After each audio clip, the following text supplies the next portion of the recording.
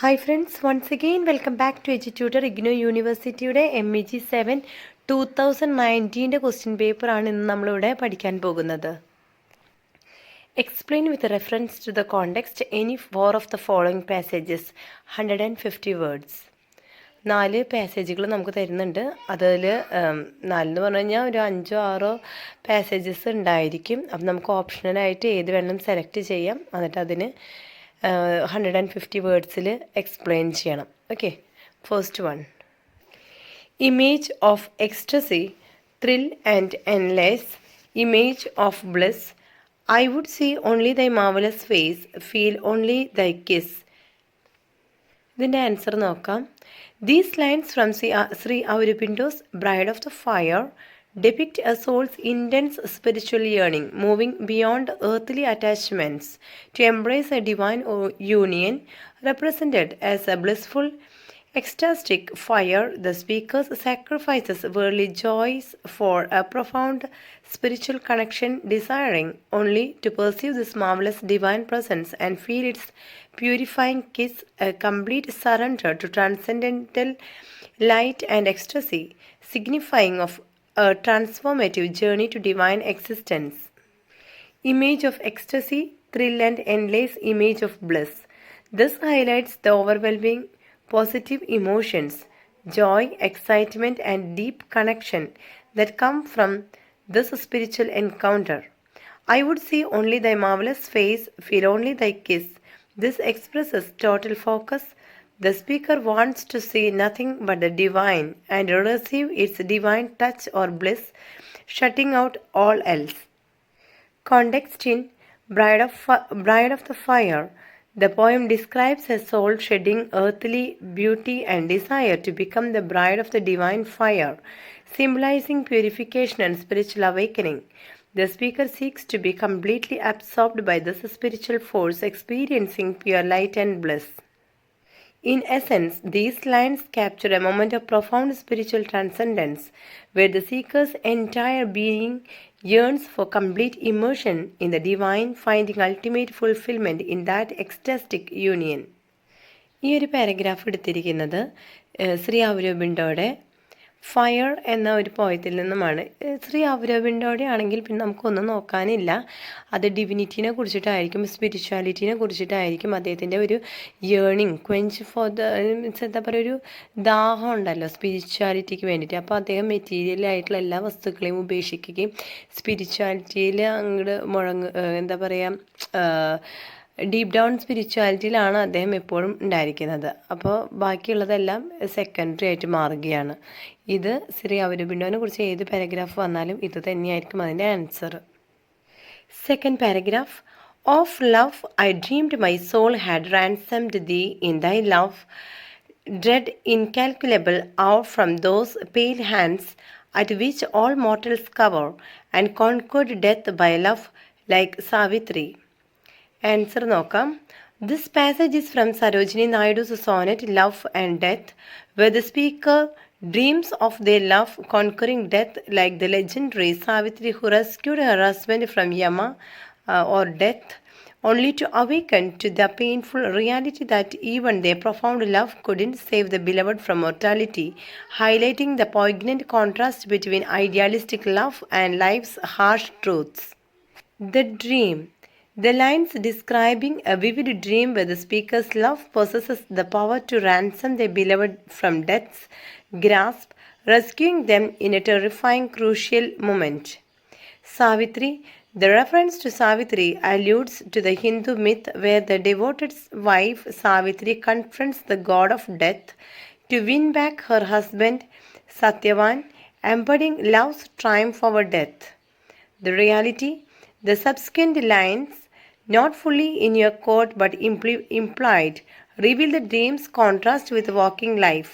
When I awoke, alas, my love was vain.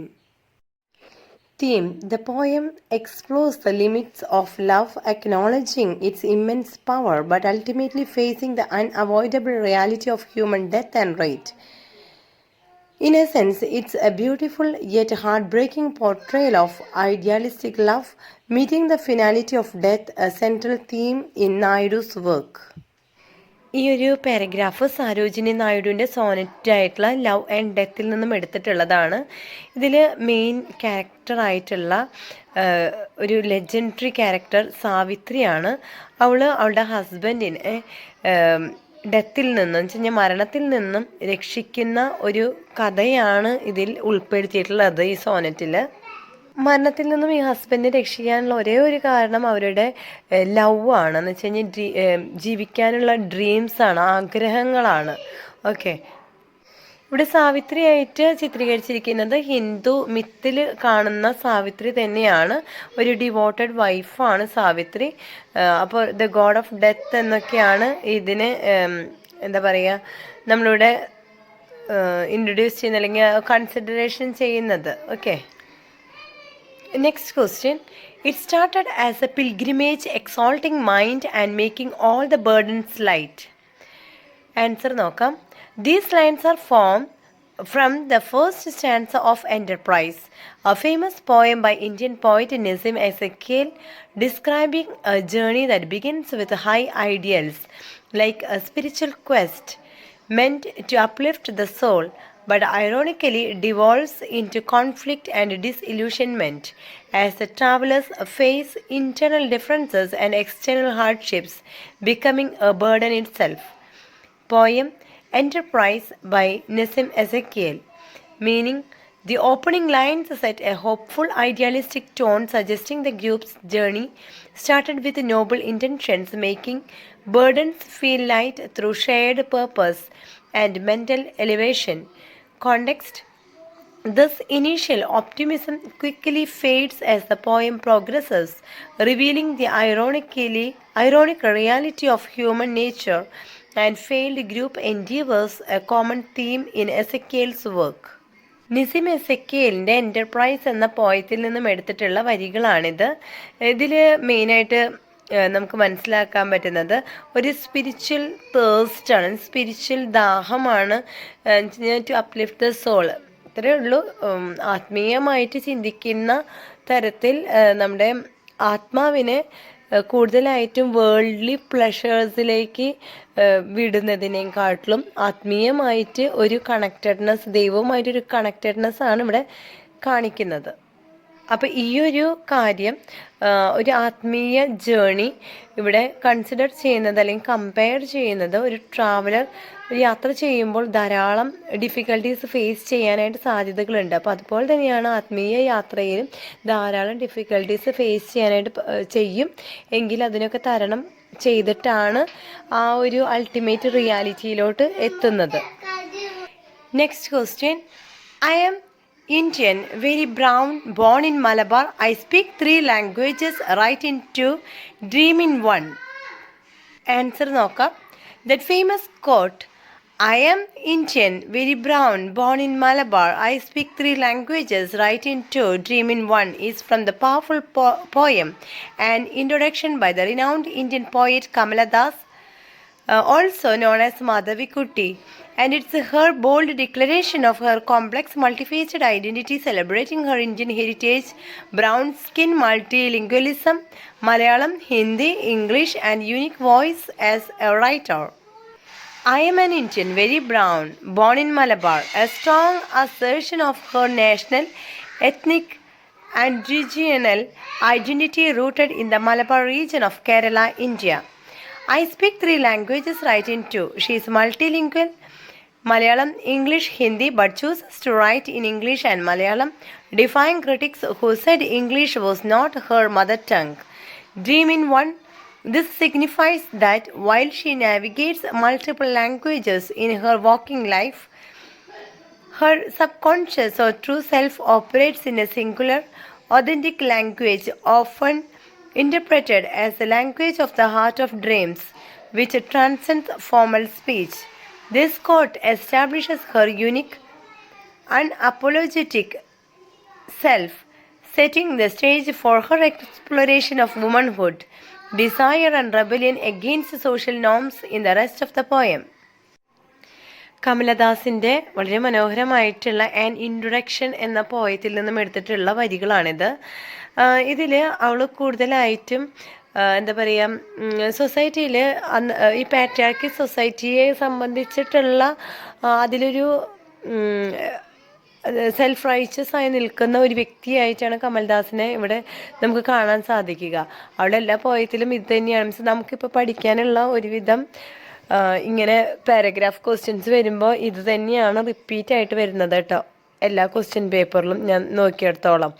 എന്ന് വെച്ച് കഴിഞ്ഞാൽ പാട്രിയാർക്കി സൊസൈറ്റിയിൽ മെയിൽ വിഭാഗങ്ങൾക്കാണ് കൂടുതലായിട്ടും പ്രയോറിറ്റി കൊടുക്കുന്നത്. അതേസമയം ഇവിടെ കമൽദാസ് അതിനൊക്കെ ആ റെസ്ട്രിക്ഷൻസിനും ബൗണ്ടറീസിനൊക്കെ മറികടന്നുകൊണ്ട് ഒരു ഫീമെയിലിന് വേണ്ടിയിട്ട് ഒരു സ്വരം ഉയർത്തുന്ന ഒരു രീതിയാണ് കാണുന്നത്. അപ്പോൾ ഇവിടെ എടുത്തു പറയുകയാണെങ്കിൽ അവൾ അഭിമാനത്തോടെ പറയുകയാണ് അവൾ വരുന്നത് കേരളത്തിൽ നിന്നാണ്, മലബാറിൽ നിന്നാണ് എന്ന്. അതുപോലെ മൾട്ടിലിംഗ്വൽ ലാംഗ്വേജസ് അറിയാം, അതും ഹിന്ദി, മലയാളം, ഇംഗ്ലീഷ്, അങ്ങനെ അവൾക്കറിയാവുന്ന ലാംഗ്വേജസിനെ കുറിച്ചിട്ടും അവൾ പറയുന്നുണ്ട്. യാതൊരു മടിയും ഇവിടെ കാണിക്കുന്നില്ല. അതിനൊക്കെ അവൾ അഭിമാനത്തോടെയാണ് കാണുന്നത്. Now next question. Now she looks for the swing in cities with 15 shrubs and tries to be innocent about it. The answer നോക്കാം. The line in question is from the poem Looking for a Cousin on a Swing by the Indian poet and scholar A.K. Ramanujan. Analysis of the lines. The lines, now she looks for the swing in cities with 15 shrubs and tries to be innocent about it, appear in the fourth stanza and highlight the stark contrast between the woman's past and present life. The swing symbolizes the childhood experiences of an intense, possibly sexual, but genuinely innocent physical sensation she shared with her cousin. Cities with 15 shrubs represent her adult cosmopolitan and sprawling modern life, a world of potential sin and corruption where she actively seeks love or sexual encounters, moving from one place to another. The specific number 15 emphasizes the vast, somewhat anonymous nature of urban life compared to the intimate village setting of her childhood. Tries to be innocent about it reveals the central irony. As an adult, the innocence of her childhood experience is irreversibly lost. Her conscious trying suggests a performative or self-deceptive effort to recapture the lost purity and intensity, which is no longer natural or possible. The tone here is ironic, highlighting the irreversible passage from an innocent singular experience to a mature, perhaps jaded search for the same feeling, but now with adult awareness and desire. The poem contrasts the natural, spontaneous passion of youth with deliberate, self-conscious pursuit of love in adulthood. Source: the lines are from the poem Looking for a Cousin on a Swing by A.K. Ramanujan. ഇവിടെ പോയിറ്റും സ്കോളറുമായിട്ടുള്ള A.K. രാമാനുജനാണ് looking for a cousin on a swing എന്ന പോയത്തിലത്തെ വരികളാണ് നമുക്ക് തന്നിട്ടുള്ളത്. ഇതൊരു ഫോർത്ത് സ്റ്റാൻസ, ഈ പോയത്തിലത്തെ looking for a cousin on a swing എന്ന പോയത്തിലെ ഫോർത്ത് സ്റ്റാൻസയാണ് നമുക്ക് ഒരു വരിയിൽ അവർ തന്നിട്ടുള്ളത്. പിന്നെ ഇതൊരു സ്ത്രീയുടെ പാസ്റ്റും പ്രസൻറ്റും ലൈഫിനെ കുറിച്ചിട്ടാണ് നമുക്ക് പഠിക്കാനുള്ളത്. ഇവിടെ ദ സ്വിങ് എന്നൊക്കെ പറയുമ്പോൾ അവളുടെ ചൈൽഡ്ഹുഡ് എക്സ്പീരിയൻസസിനെ കുറിച്ചിട്ടാണ് പറയുന്നത്. എങ്ങനെയാണ് ബോഡിലി ചേഞ്ചസ് ഒക്കെ മീൻസ് പോസിബിളി എന്താ പറയുക ജെന്യുവൻലി ഇന്നസെൻ്റ് ആയിട്ടുള്ള ഒരു പെൺകുട്ടിയാണ്.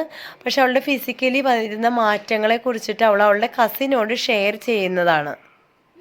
ഇതിൽ ഒരു പെൺകുട്ടി അങ്ങനെ അവളുടെ അഡൽട്ട് സ്റ്റേജിലോട്ട് മാറുമ്പോൾ അവൾക്ക് വരുന്ന സെക്ഷൽ ഫീലിങ്സിനെ കുറിച്ചിട്ടൊക്കെയാണ് നമുക്കിതിൽ ഈ ഒരു ലൈനിൽ നിന്നും മനസ്സിലാക്കാനായിട്ട് സാധിക്കുക.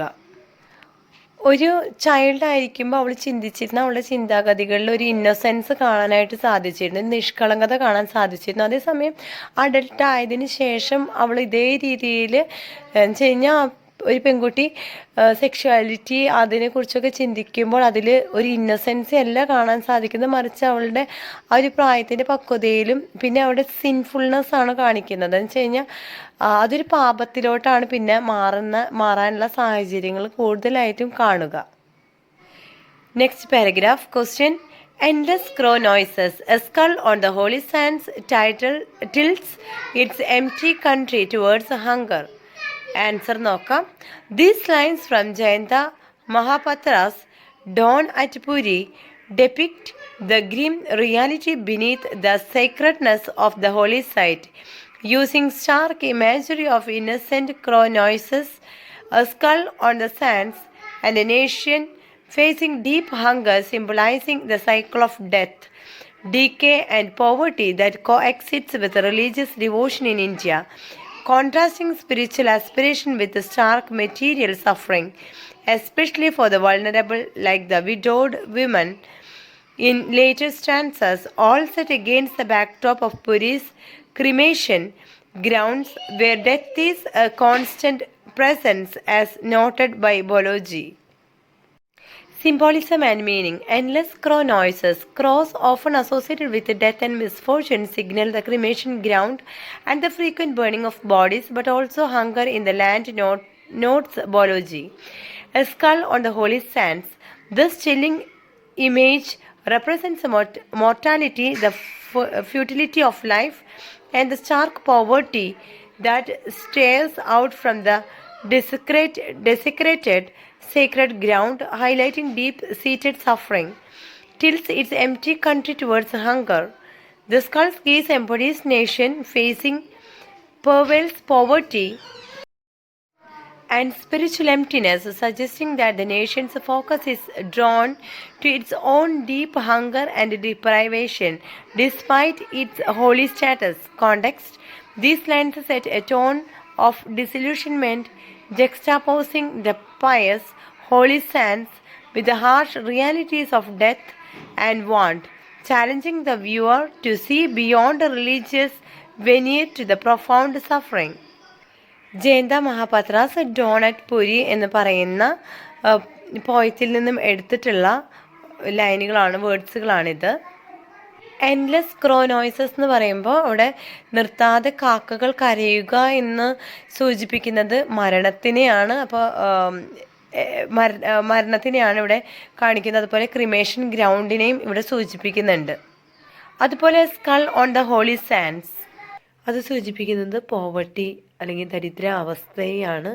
സീക്രട്ട് ഗ്രൗണ്ടിൽ നിന്നുകൊണ്ട് സഫറിങ്ങിനെ കുറിച്ചിട്ട് സംസാരിക്കുന്ന അല്ലെങ്കിൽ സഫറിങ്ങിനെ കുറിച്ചിട്ട് ഇവിടെ പോയിട്ട് നമ്മളെ റീഡേഴ്സിനോട് പറയുന്നതാണ്.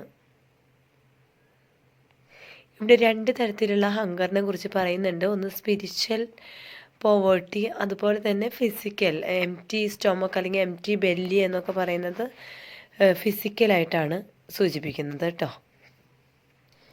Okay, next paragraph question. You look down to the roaring road, you search for signs of daybreak in what little light spilling out of bus. Answer നോക്കാം. Those lines are from Arun Kolatka's famous poem, The Bus, the first in his collection, Jejuri, describing a nighttime journey where the traveler, isolated and restless, looks for the approaching dawn through the limited light spilling from the bus, reflecting a sense of disconnection and a yearning for meaning amidst the bumpy, mundane reality of a pilgrimage travel. The journey. The speaker is on a bumpy night bus with tarpaulin flaps instead of glass, heading to the pilgrimage site to Jejuri. The roaring road. This emphasizes the constant motion and noise outside, contrasted with the confined space inside. Signs of daybreak. This shows the traveler's eagerness for the journey to end or some revelation, a typical human longing for hope or clarity in darkness.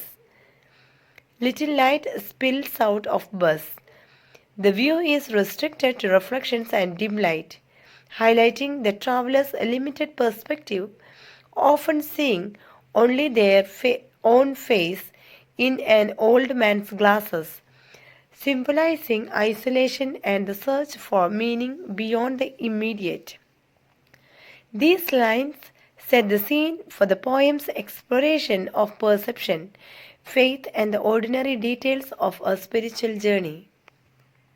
കൊലത്കാസ് famous ആയിട്ടുള്ള the bus എന്ന പോയത്തിൽ നിന്നും എടുത്തിട്ടുള്ള ലൈൻസാണിത്.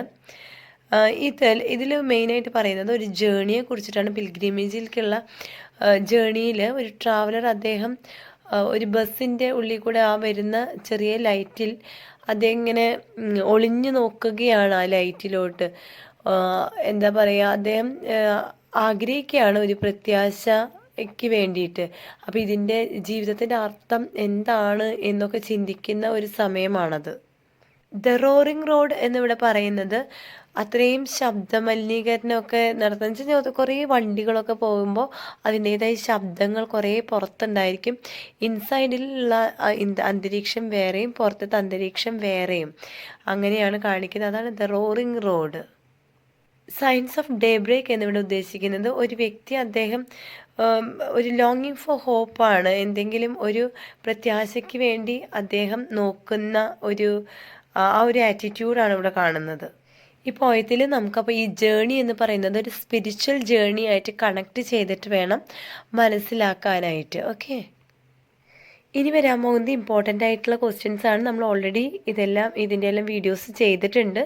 അപ്പോൾ അത് ചെയ്തിട്ടുള്ള ബ്ലോക്കുകളൊക്കെ പോയി നിങ്ങളൊന്ന് റെഫർ ചെയ്യണം, കാണണം. വളരെ ഇമ്പോർട്ടൻ്റ് ആണ് ഈ ടോപ്പിക്സ്. ഓക്കെ, നിർബന്ധമായിട്ടും അത് പഠിച്ചിരിക്കണം, കാരണം ഇത് എക്സാമിന് ഷുവർ ആൻഡ് സർട്ടൻ വരും.